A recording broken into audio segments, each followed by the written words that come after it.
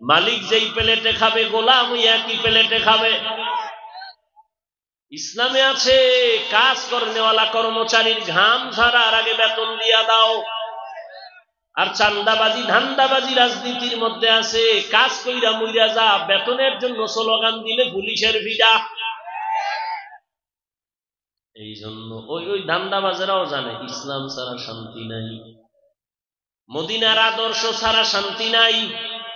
জানার পরেও চান্দাবাজার ধান্দাবাজেরা মানে না কেন? ওরা জানে যদি মদিনাওয়ালার আদর্শ মতো চলি তাহলে আমরা চান্দাবাজি আর ধান্দাবাজি চলবে না। মদিনাওয়ালা রসুলের আদর্শের ভেতরে একটা চুরির হুকুম নাই, চুরি করলে হাতের কবজা কেটে দাও। বেগানার দিকে যদি নজর করে তার চোখের উপরে আক্রমণ লাগাও, বিচার হবে চোখের। এই জন্য মক্কার মানুষগুলো চরিত্রহীন চূড়ান্ত খারাপ, মাত্র 12 বছরে জান্নাতি হয়ে গেল, আল্লাহ সার্টিফিকেট দিয়ে দিলেন। কেমন মায়ার নবীর আদর্শ! আবু বকর সিদ্দিক রাদিয়াল্লাহু তাআলা আনহু খেলাফতের দায়িত্ব রাষ্ট্র পরিচালনা করেন। অর্থ মন্ত্রণালয় থেকে আবু বকরের বেতন দেওয়া হয়। একদিন তার বিবি সাহেবা বলছেন, আমার একটু মিষ্টি খাইতে মনে চায়। রাষ্ট্র যার হাতে, যার হুকুমে রাষ্ট্র চলে, সে আবু বকর বলে, ও বিবি, মিষ্টি খাওয়ানোর মতো টাকা আমার কাছে নাই। কি বড় কঠিন! এই ঘটনায় বা এই অবস্থাগুলো সব বেঈমানরা জানে, সব মুনাফিকরা জানে, মানে না কেন? মানলে ওদের নেফাকি চলে না, চাঁদাবাজি চলে না।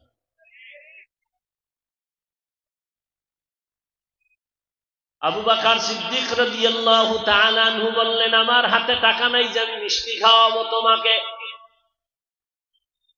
বিবি তো যেমন তেমন না, আবু বকরের স্ত্রী। কিছুদিন চুপচাপ থাকলেন, আবার কিছুদিন পর আবু বকর সিদ্দিক রাদিয়াল্লাহু তাআলা আনহুর স্ত্রী কিছু টাকা জমাইয়া হাতে দিয়া বলেন, খলিফাতুল মুসলিমিন, আপনি এই টাকা দিয়া মিষ্টি এনে দেন। আবু বকর সিদ্দিক রাদিয়াল্লাহু তাআলা আনহু বললেন, ও বিবি, টাকা পাইছো কই?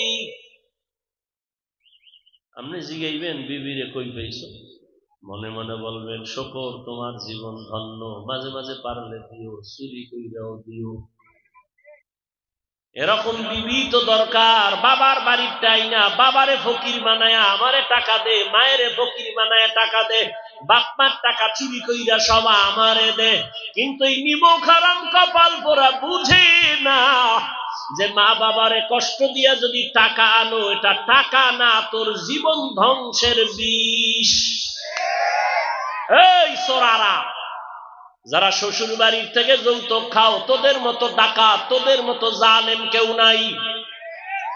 এর থেকে রাস্তার ফকির অনেক ভালো। তোরা ছোট লোকের বাচ্চা, তোদের উপরে ফেরেশতাদের লানত, আল্লাহর লানত, আল্লাহর গজব, সমস্ত মাখলুকতের লানত। তুই মরার আগে পঙ্গু হয়ে যাবি।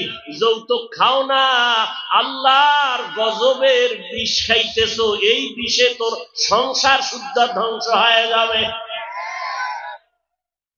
সিলেটের মানুষ ধনী ধনী ধনী, এদের আর যৌতুক লাগে না। লাগে?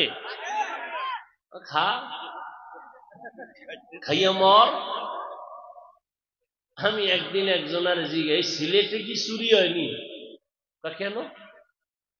আমি সিলেটের মানুষ সব ধনী, এই এলাকায় চোর আসেনি? হ্যাঁ, মাঝে মাঝে আসে। আল্লাহ হেদায়াত দান করুন। রাগ করতেছেন?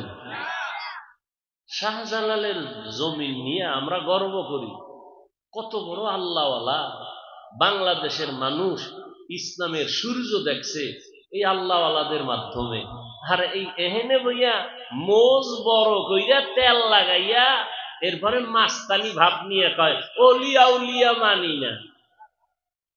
ওরা ভণ্ড, ওদের যারা ভণ্ড বলে না তারাও ভণ্ড। হযরতকে ওনার মূল্যবান নসিহত পেশ করার জন্য আপনি মাহফিলের পক্ষ থেকে বিনীত অনুরোধ করছি। আসসালামু আলাইকুম ওয়া রাহমাতুল্লাহি ওয়া বারাকাতুহু।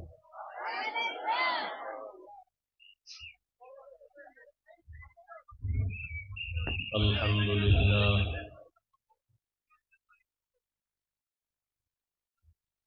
কানে সাউন্ড দাও, কানে সাউন্ড আছে না তো? আলহামদুলিল্লাহিল্লাযী জাআলা আশ-শামসা ওয়াল কমারা বিহিসবান ওয়ান নাজমা ওয়াশ-শাজারা ইয়াসজুদান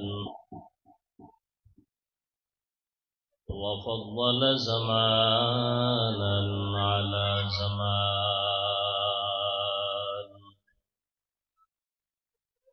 كما فضل مكانا على مكان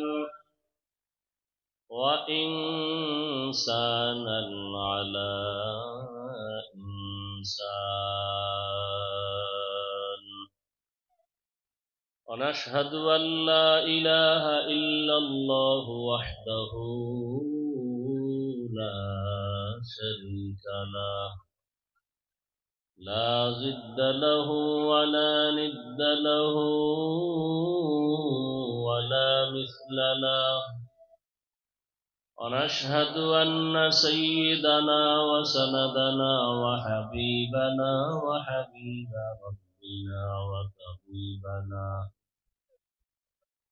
وطبيب قلوبنا ومولانا محمدا عبده ورسوله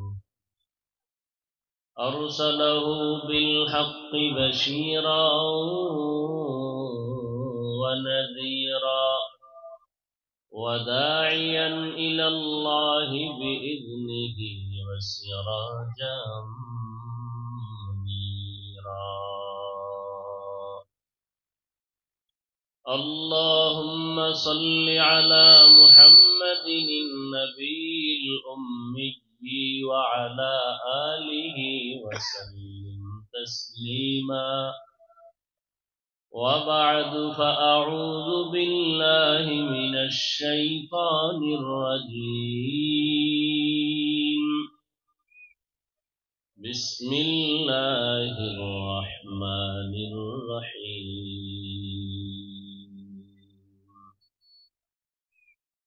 وما خلقت الجن والإنس إلا ليعبدون وقال رسول الله صلى الله عليه وآله وسلم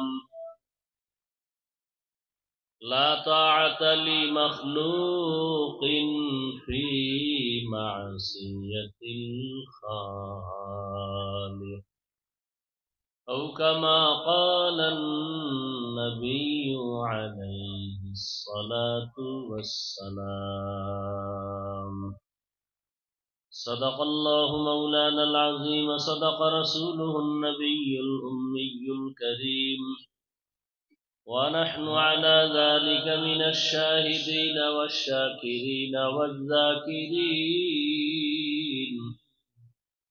والحمد لله رب العالمين এই বক্সটা ক্লিয়ার করো সরো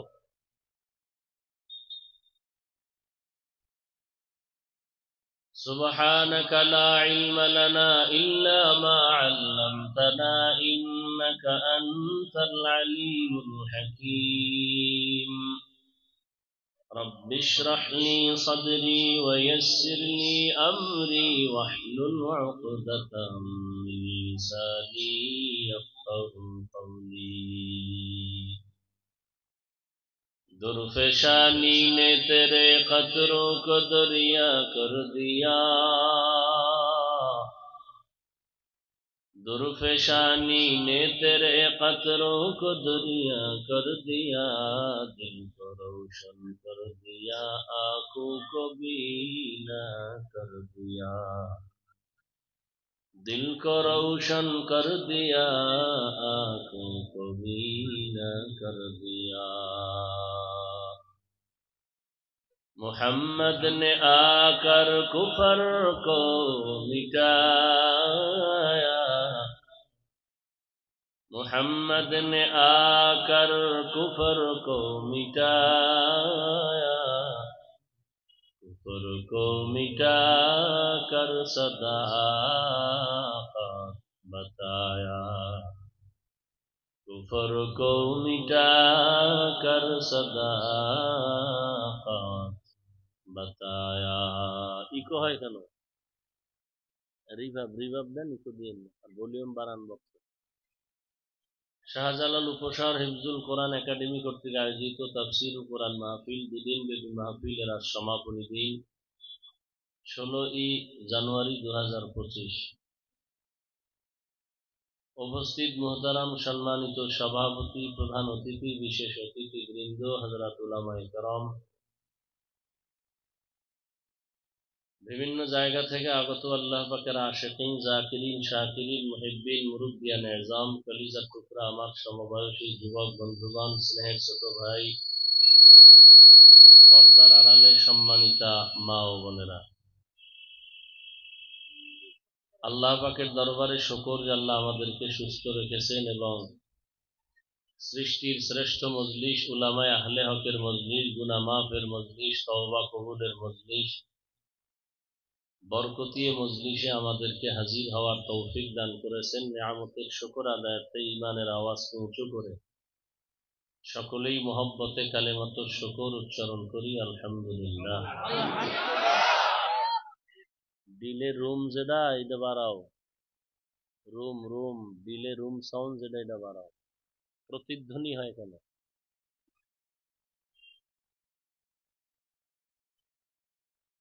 উলামায়ে হযরত গতকাল এবং আজ অনেক আলোচনা করেছেন।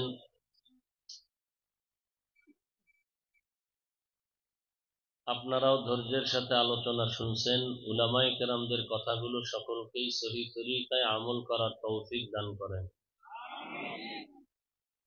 উলামায়ে কেরামদের ইজ্জতকে আল্লাহ বেশি বেশি বাড়ায় দেন। যারা উলামায়ে কেরামের বিরুদ্ধাচরণ করে লেখার মাধ্যমে, বলার মাধ্যমে, আল্লাহ এদের হেদায়াত দান করেন। রিভাব বুঝো না ভাই, রিভাব বুঝো না।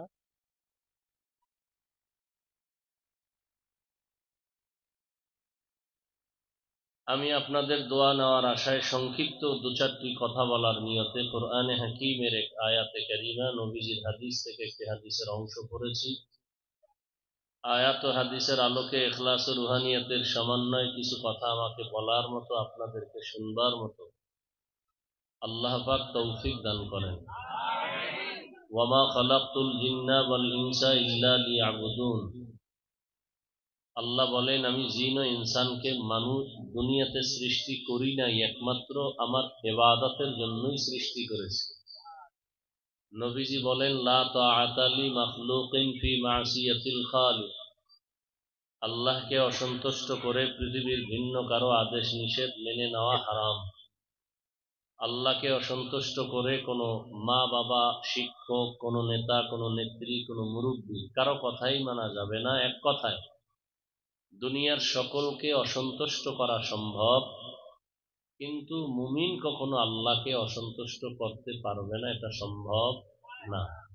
কিন্তু আমরা উল্টাই করি, দুনিয়ার সবাইকে খুশি করতে যাই, আল্লাহ বেজার হয় হোক এ নিয়ে কোনো টেনশন কারো মধ্যে নাই। যেমন পর্দা করলে আল্লাহ খুশি, কিন্তু আত্মীয় স্বজন অনেকেই বেজার।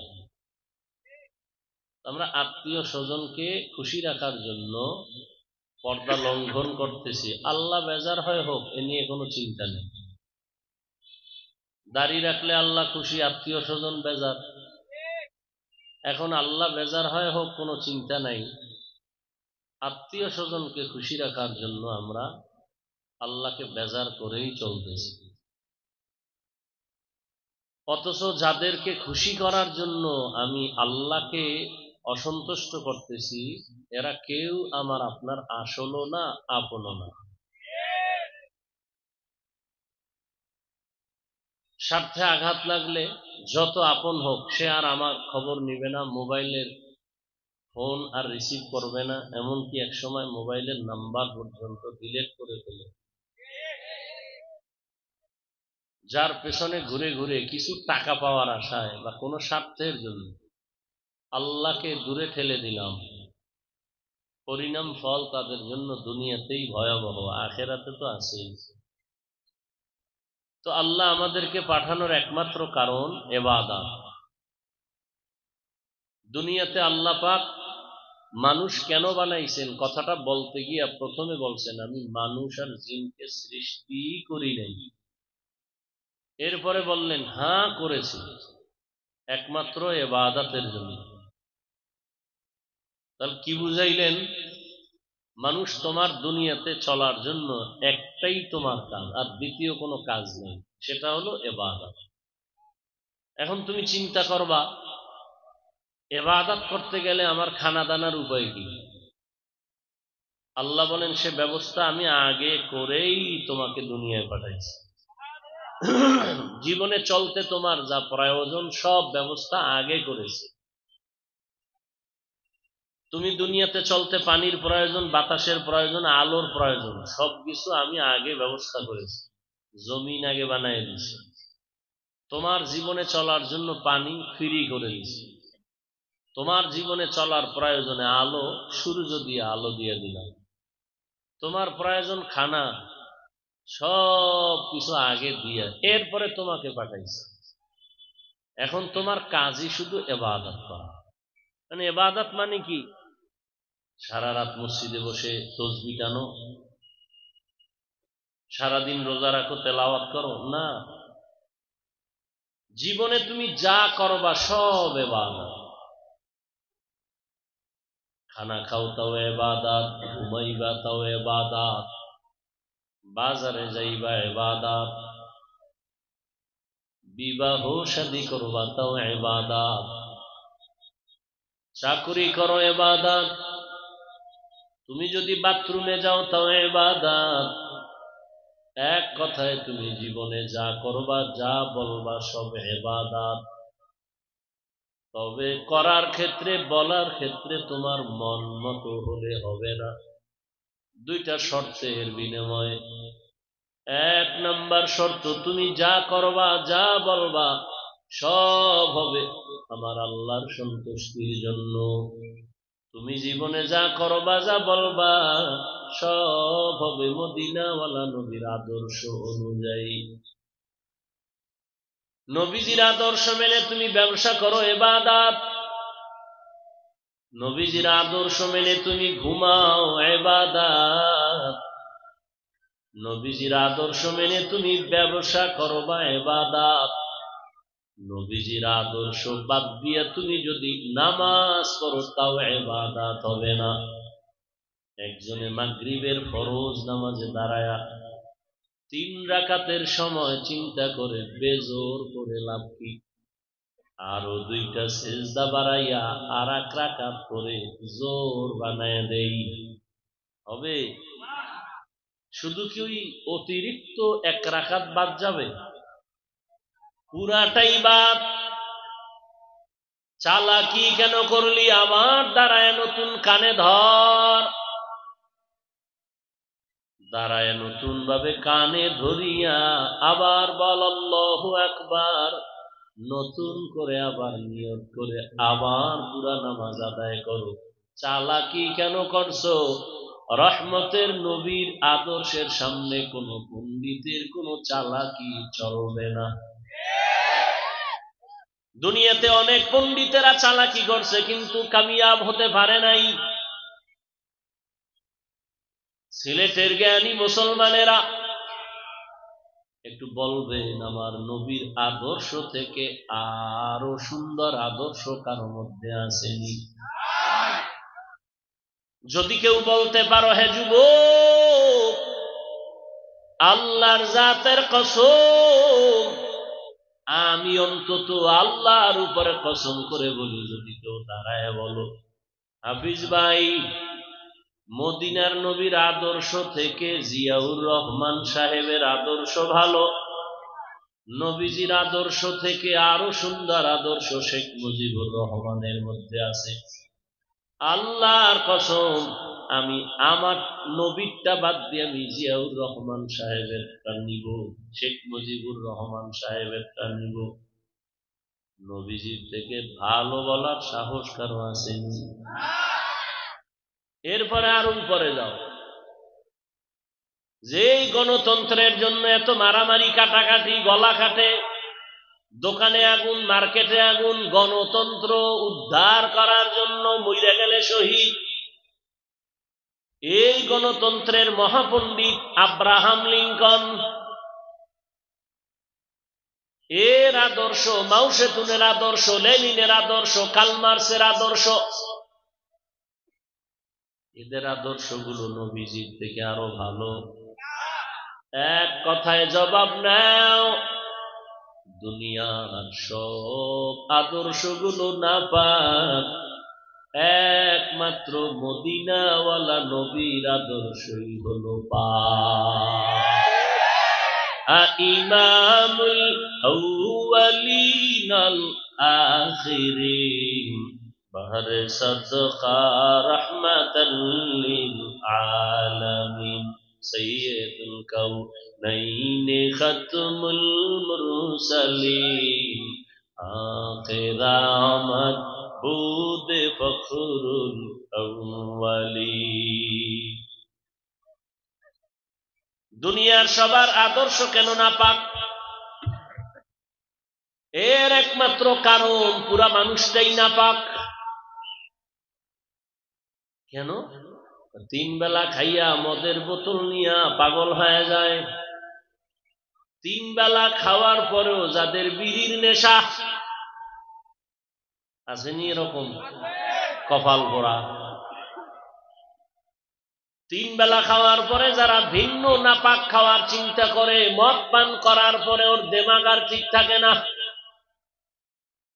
মদ পান করার পরে কেউ জিকির করছেনি, বরং মদ পান কইরাই বউরে মা কয়া ডাকে। তাহলে মদ পান করেনওয়ালা ব্যক্তির মেধা পাক না নাপাক? এই নাপাক মেধা দিয়া যা থিওরি দিবে এগুলো নাপাক।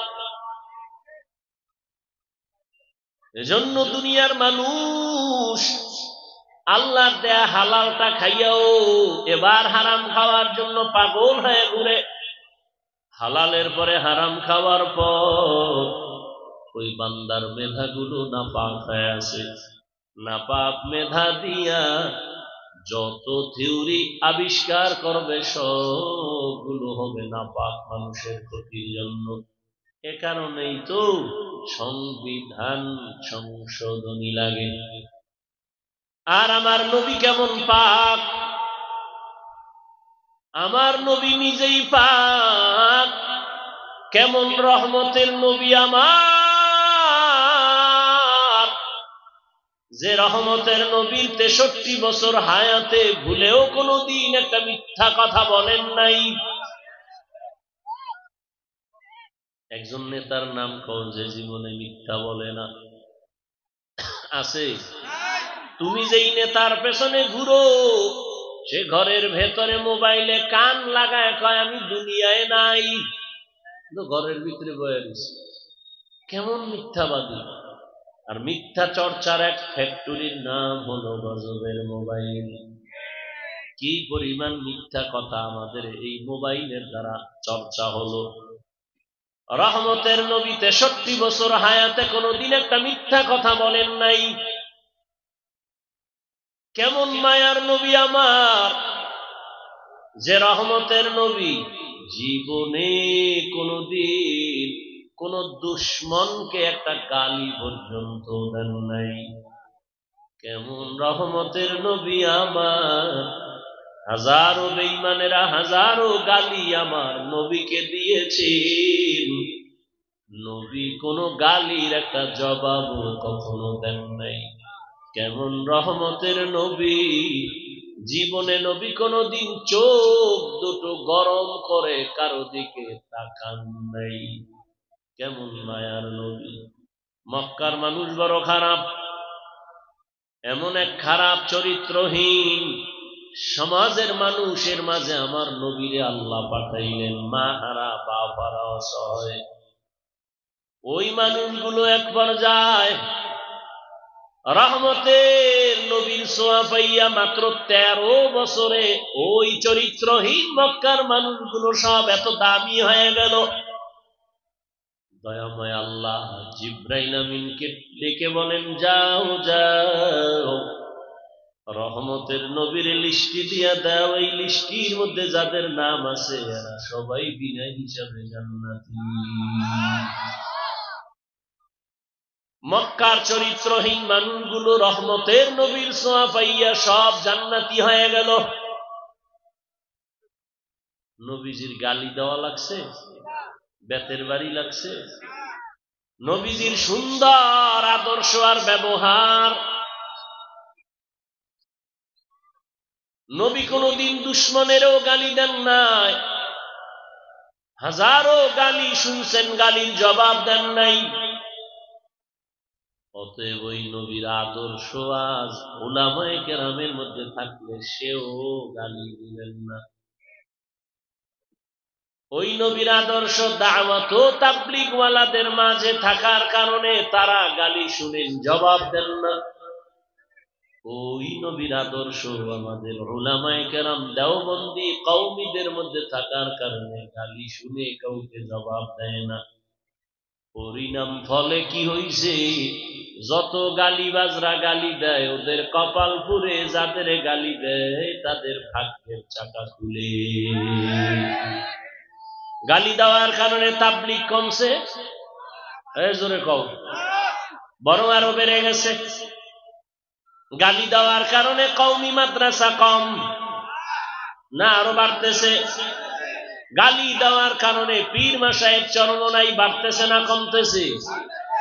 আরো গালি দিবা আরো বেড়ে যাবে, আরো গালি দিবা আরো বেড়ে যাবে, আরো বিরোধিতা করবা আরো কওমি বাড়বে, আরো দেওবন্দি বাড়বে। লিখে রাখো, এদেশের প্রত্যেকটা ঘর হবে এক এক সময় এক একটা ঘর, এক একটা কওমি মাদ্রাসা। লিখে রাখ। কেন? তোদের দুশ্মনির কারণে। এরে আল্লাহর বান্দারা, বিরোধিতা করে কাউকে নিচে নামানো যায় না, বরং নিজেই নিচে চলে যায়। রহমতের নবীরে গালি দিছে, নবী শুনছেন, জবাব দেন নাই। এক সময় গালি দেনেওয়ালাদের মধ্যে কিন্তু কিছু মাথাওয়ালা থাকে, হেড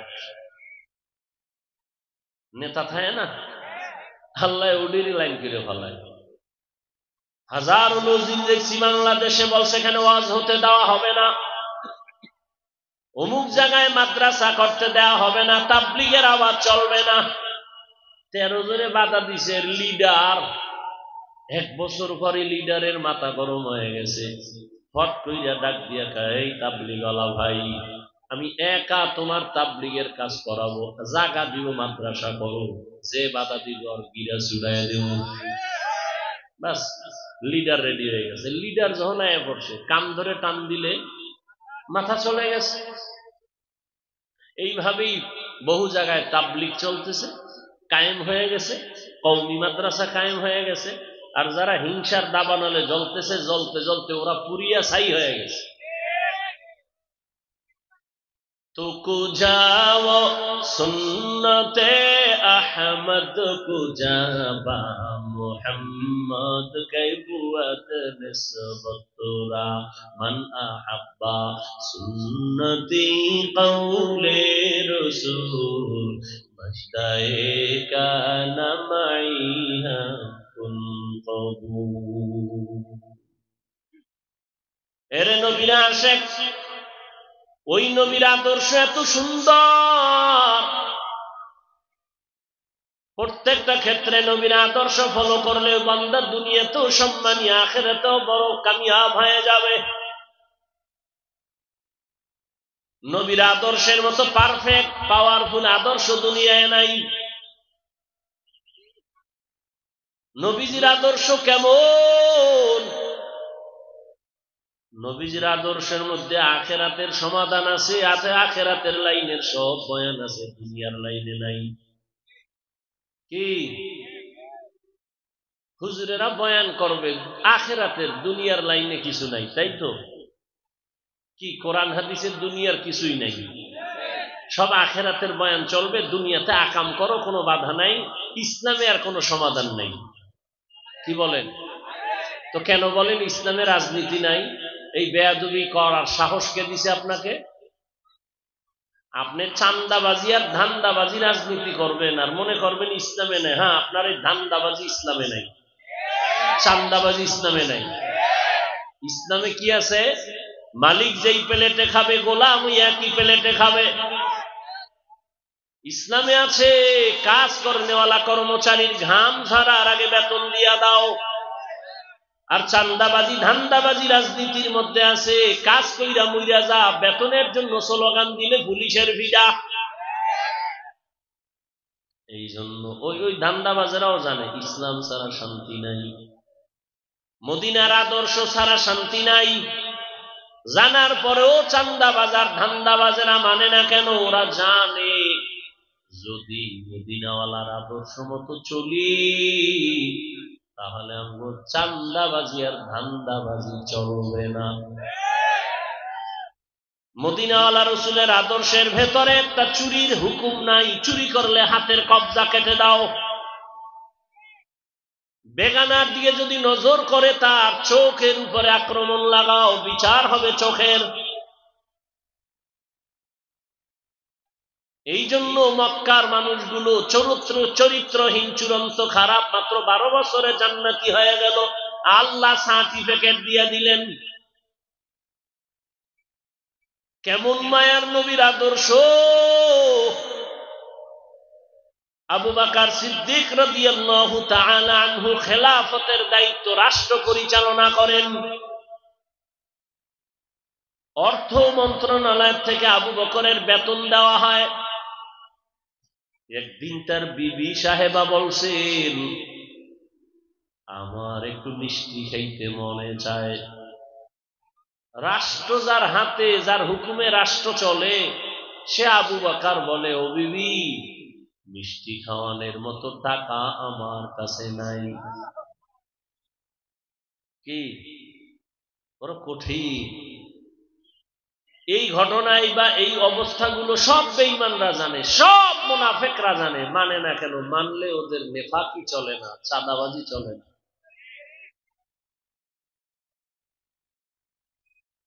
আবু বকর সিদ্দিক রাদিয়াল্লাহু তাআলা আনহু বললেন, আমার হাতে টাকা নাই যে আমি মিষ্টি খাওয়াবো তোমাকে।